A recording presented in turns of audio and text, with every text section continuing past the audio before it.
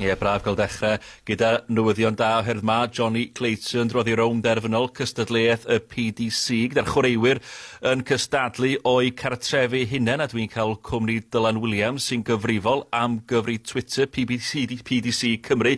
Wel, Dylan, mi oedd y gema yn y Rownd Gyn Derfynol neithiwr yn rhai ddigon cyffroes. Ond bore da, Dylan.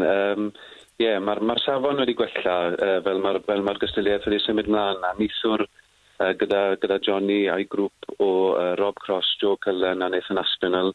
Sawl un yn edrych ar y grŵp fel siwrd y grŵp mwy cystadleuol sydd wedi bod ers i'r gystadleuaeth dechrau a eithon ni ddim i siomi.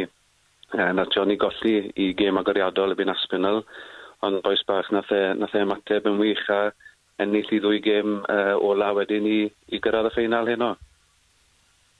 A be am Gobeithion Jonny Clayton yn y Rownd Derfynol heno, Dylan? Felly, eto grŵp cystadleuol fel fydden ni'n disgwyl yn y ffeinal. 2 gyn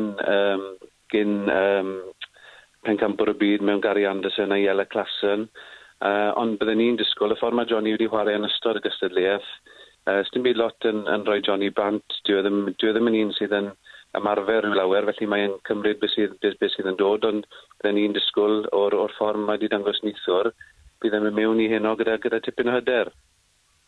A pa mor llwyddiannus mae'r gystadleuaeth yma wedi bod oherwydd dartiau oedd un o'r campa cynta i ddychwelyd, ac mae rhaid ei bod nhw wedi bod yn greadigol iawn yn llwyfannu'r gystadleuaeth yma?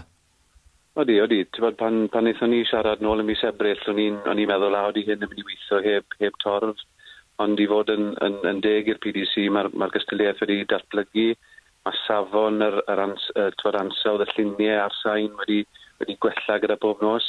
A ni'n gweld bod y chwaraewyr hefyd yn dod yn fwy hyderus, mwy cyfforddus gyda'r platfform a gyda'r fformat sydd yn dda i ni fel cefnogwyr, achos ni'n cael gweld dartiau gwych fel welon ni'n neithiwr oddi wrth Jonny. Ie, ydy wir ôl Dylan, diolch am y sgwrs bore yma gyda dymuniad y gorau i Jonny Clayton heno. Mi fydd